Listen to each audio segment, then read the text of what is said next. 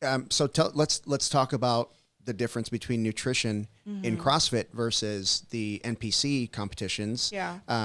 How did your relationship with food change thanks to CrossFit? Yeah. So I was like I was saying, it was a lot of chicken and asparagus, and I hated fish for a long time. I still don't really like it, but I'll eat it.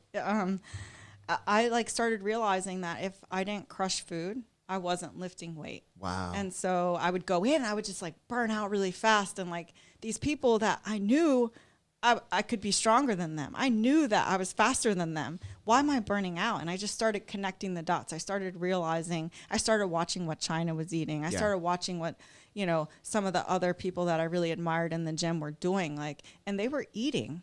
They were actually eating food that looked good and appetizing, and like they weren't scared to go out and eat after the workout. Yeah. Like we would go out, and I hadn't been into like restaurants and out eating really because I wouldn't allow myself to do that.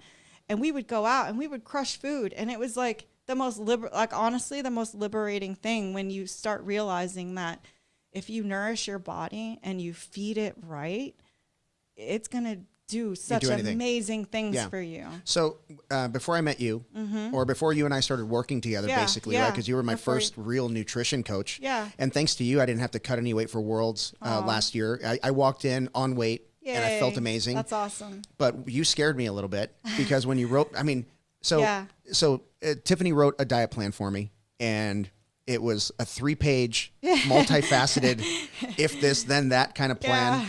And it was so detailed. It's fantastic. Thank you so much for doing that. But before I started working with you, I may have allowed myself 60 grams of carbs a day, maybe on a good day, like or a bad day, in my opinion. Right? It was very heavy fat and protein. And once we switched from 60 to almost 200 at one point. Yeah.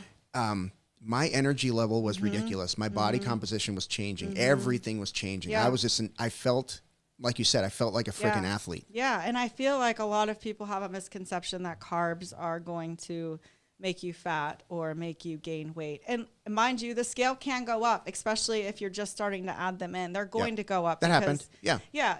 But eventually it's going to level out and your body's going to start using it in the way that it needs to.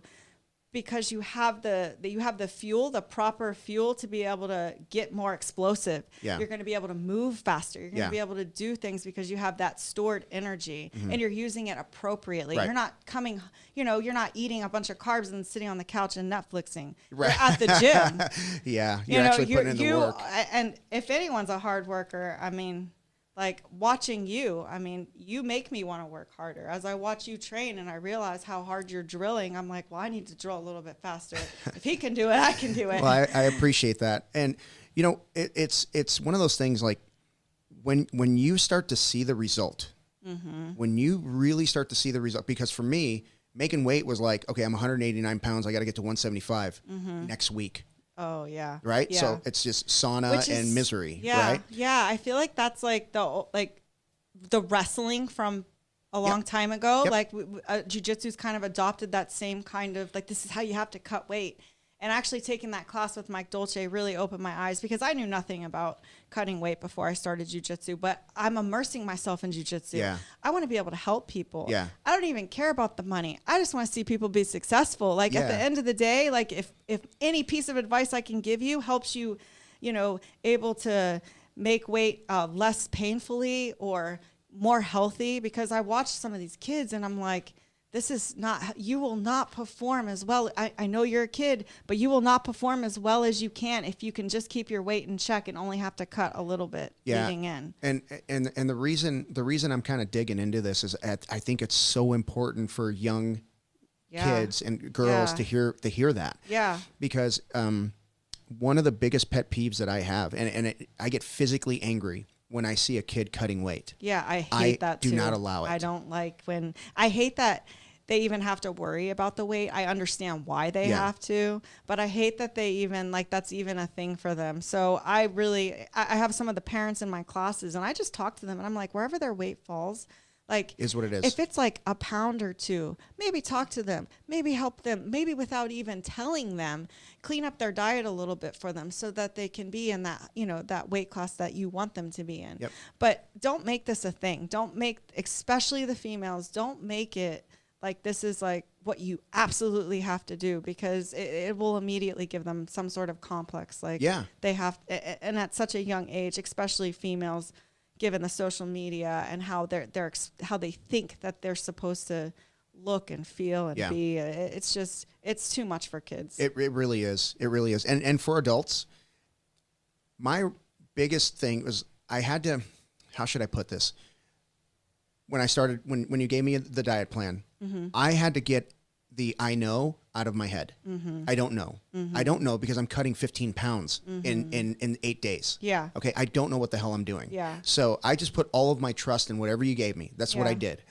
And most people don't do that. Most people won't do that because, I know me. I know my body. I know that this. I do better with just high fat and protein. Yeah. Like that's actually a lot of men. Yeah. Let me tell you something. You don't know shit. Excuse my language.